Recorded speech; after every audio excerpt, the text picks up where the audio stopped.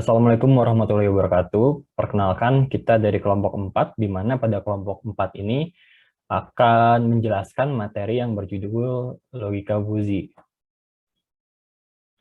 Untuk Next.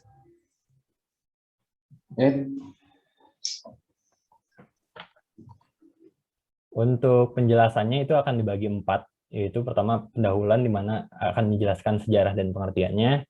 Yang kedua itu metodenya, di mana ada 2 metode yang akan dijelaskan, yaitu logik Tsukamoto dan Tahani. Dan yang ketiga itu simulasinya, di mana akan dijelaskan kedua metode tersebut, dan penutupnya itu kesimpulan. Dan ini anggota-anggota kita. Yang pertama, saya sendiri, Alifian Dwi Apriliansyah dengan NIM 008, ada Alvin Reja Pratama dengan NIM 010, ada Muhammad Firdaus dengan NIM 044, ada Nabila Sapitri dengan NIM 62, dan ada Zahra Parasumarna dengan NIM 90. Untuk materi yang pertama yaitu sejarah fuzzy logic akan dijelaskan oleh saudara Zahra. Oke, jadi mengenai sejarah fuzzy logic, ini pertama kali diperkenalkan oleh seorang profesor teori sistem dari University of California pada tahun 1965. Jurnalnya yang berjudul Fuzzy Set dalam jurnal Information and Control. Nah, beliau juga membuat paper yang berjudul Outline of a New Approach to the Analysis of Complex System and Decision Process.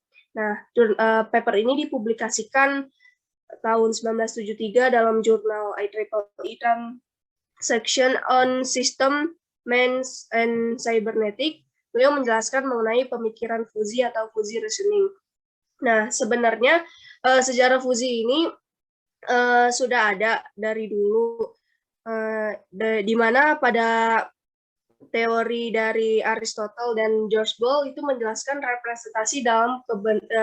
representasi kebenaran dalam dua nilai, benar atau salah.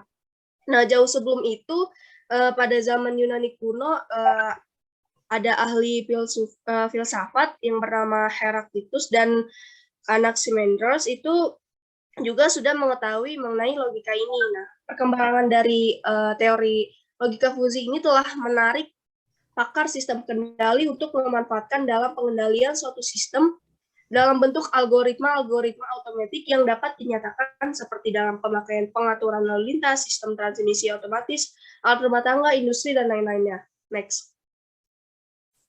Nah, ini ada timeline dari fuzzy logic. Nah, penemuan fuzzy logic ini sudah ada dari zaman Yunani kuno, seperti yang tadi dijelaskan.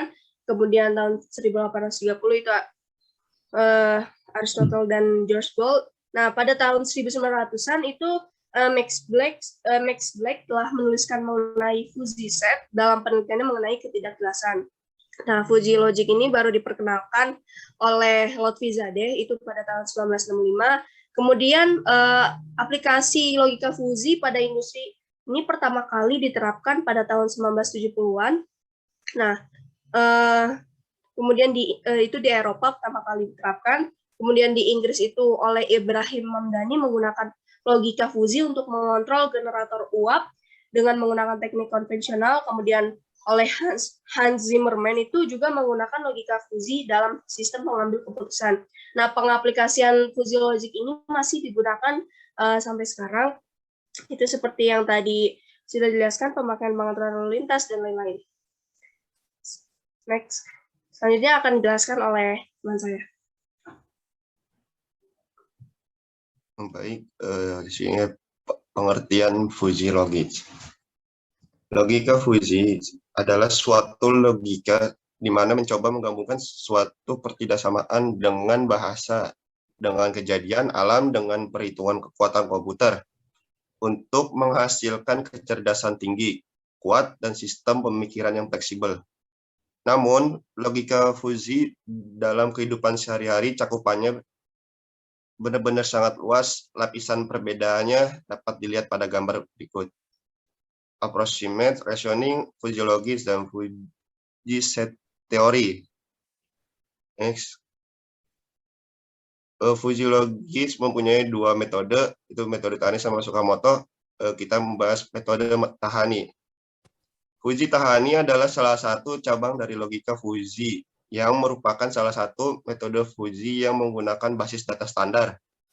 Tahani mendeskripsikan suatu metode pemrosesan query fuzzy dengan didasarkan atas manipulasi bahasa yang dikenal dengan nama SQL, Struktur Query Language, sehingga model Fuzzy Tahani sangat tepat digunakan dalam proses pencarian data yang tepat dan akurat.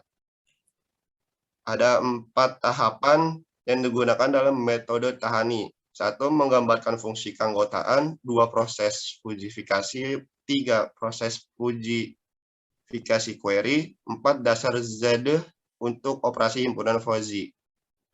Next. Kita membahas metode Tsukamoto.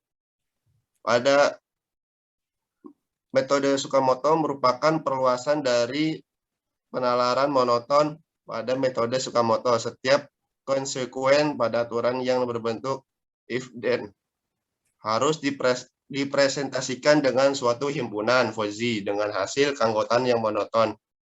Sebagai hasilnya, hasil inferensi dari tiap-tiap aturan diberikan secara crispy berdasarkan predikat atau first strength. Hasil akhirnya diperoleh dengan menggunakan rata-rata terbobot. Ada 4 tahapan yang digunakan dalam metode Tsukamoto. 1. Fujifikasi. 2. Pembentukan basis pengetahuan fuzzy. 3. Mesin inferensi. 4. Defuzifikasi. Next. Penjelasan kali ini dijelaskan oleh teman saya, Alvin. Oke, Assalamualaikum warahmatullahi wabarakatuh. Kali ini saya akan menjelaskan tentang simulasi daripada metode Tahani. Kita menggunakan 2 metode, yaitu pertama Tahani, kemudian Tsukamoto. Nah, yang pertama untuk metode Tahaninya adalah membuat dataset awal menggunakan MS Excel atau Microsoft Excel. Dengan menggunakan basis data standar, kita dapat mencari data-data karyawan dengan spesifikasi tertentu dengan menggunakan query. Misal, kita ingin mendapat informasi nama-nama karyawan yang usianya kurang dari 35 tahun. Kemudian yang kedua adalah save menggunakan format CSV. Jadi tadi yang ada di Microsoft Excel kita save menggunakan format CSV. Yang ketiga adalah menginstal Anaconda Navigator. Jalankan aplikasi Anaconda Navigator, kemudian import beberapa library Python yang dibutuhkan seperti NumPy, Scafuzzy, Pandas, dan juga Matplotlib.pyplot. Kemudian yang selanjutnya yaitu import library-nya. Setelah kita buka tadi Anaconda Navigator, kita buka juga Jupyter yang di sini, kita launch dengan application di sini adalah Fuzzy. Kemudian setelah dibuka database-nya atau Jupyter-nya, kita import library-nya, import library NumPy dan juga Pandas. Library NumPy ini mempunyai fungsinya itu untuk scientific computing pada Python. Pandas berfungsi untuk memproses analisis data dan manipulasi data. Nah, yang step kelima adalah memanggil dataset CSV ke dalam Jupyter. Setelah mengimport library, kemudian lakukan pemanggilan dengan fungsi yang ada pada gambar di samping. Jadi setelah kita save tadi yang ada di Microsoft Excel, kita save dengan format CSV seperti ini, kita panggil dengan panggilan dataset pd.read_csv, terus kita masukin file yang tadi yaitu dataset strip karyawan 1.csv. Kemudian untuk menemukan datasetnya yaitu data_karyawan, maka datanya akan seperti ini, datanya akan bentuk seperti ini, saya buat seperti di samping. Kemudian kita pisahkan tiap kriteria yaitu data umur, data masa kerja, dan juga data gaji. Memisahkan kriteria ke dalam bentuk array, membuat array data umur, penggunaan 0,2 di sini, penggunaan 0 sampai 2 di sini, bermaksud dikarenakan tabel umur terdapat pada kolom ketiga, yaitu 0, 1, dan 2. Kemudian untuk menemukan data umur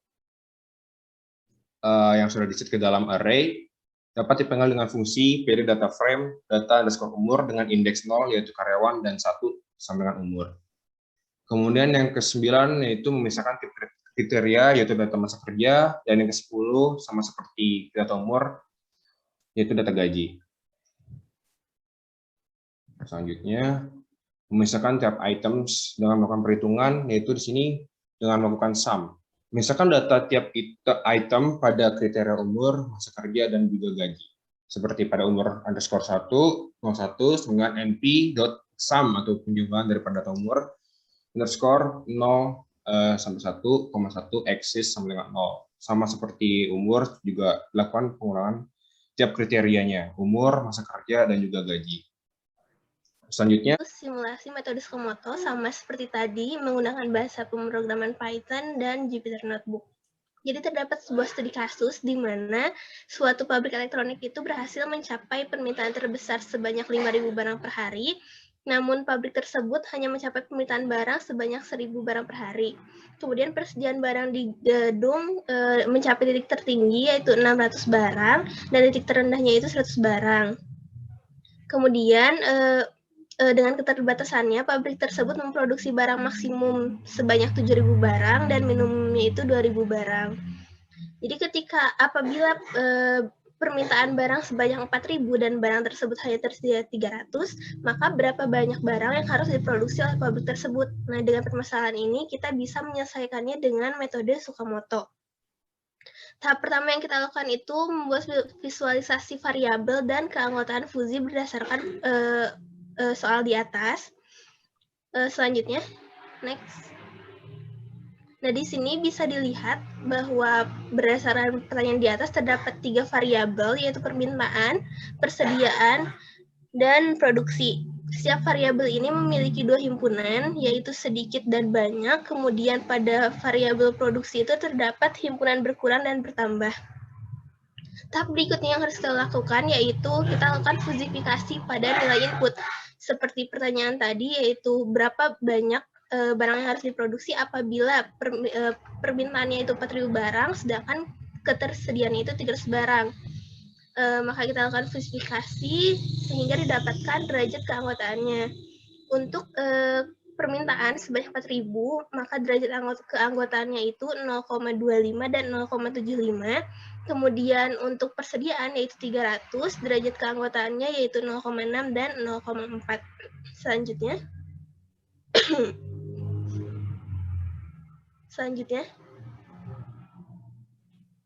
Nah, tahap ketiga yang harus kita lakukan yaitu pembentukan rule. Bisa kita lihat rule di sini berbasis if then dan terdapat 4 rule yang kita buat. Nah, tahap selanjutnya setelah pembentukan rule yaitu mesin inferensi.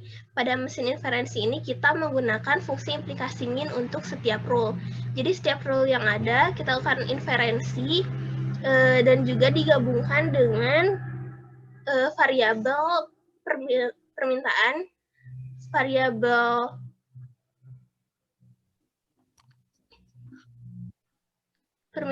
variabel persediaan, dan variabel produksi.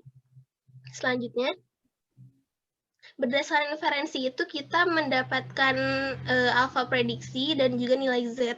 Maka tahap terakhir yang kita lakukan yaitu defusifikasi. Pada metode defusifikasi ini kita menggunakan metode rata-rata sehingga setelah melakukan metode rata-rata kita menghasilkan nilai 490,83. Sehingga berdasarkan permasalahan di atas, barang yang harus kita produksi dengan kebutuhan barang 400, permintaan barang 4.000 dan barang yang tersedia 300, maka barang yang harus diproduksi oleh pabrik tersebut sebanyak 4.983 barang. Untuk selanjutnya, kesimpulan terakhir akan disampaikan oleh rekan saya. Nah, untuk yang terakhir itu kesimpulannya dari penjelasan yang telah dibeberkan oleh rekan-rekan saya itu dapat ditarik kesimpulan bahwa fuzzy logic itu secara resmi diperkenalkan pada tahun 1965 oleh seseorang yang bernama Lord Vijayadeh, seorang profesor sistem teori di Universitas California, melalui jurnalnya yang berjudul Fuzzy Set dalam jurnal Information and Control. Logika fuzzy adalah suatu logika di mana mencoba menggabungkan suatu pertidaksamaan dengan bahasa, dengan kejadian alam, dengan perhitungan kekuatan komputer untuk menghasilkan kecerdasan yang tinggi, kuat, dan sistem pemikiran yang fleksibel. Metode fuzzy logic memiliki beberapa cara, yaitu Tahani dan Tsukamoto, yang daripada metode tersebut memiliki cara penyelesaian yang berbeda pula. Terima kasih telah memperhatikan. Terima kasih atas perhatiannya. Mohon maaf apabila ada kekurangan. Wassalamualaikum warahmatullahi wabarakatuh. Waalaikumsalam warahmatullahi wabarakatuh.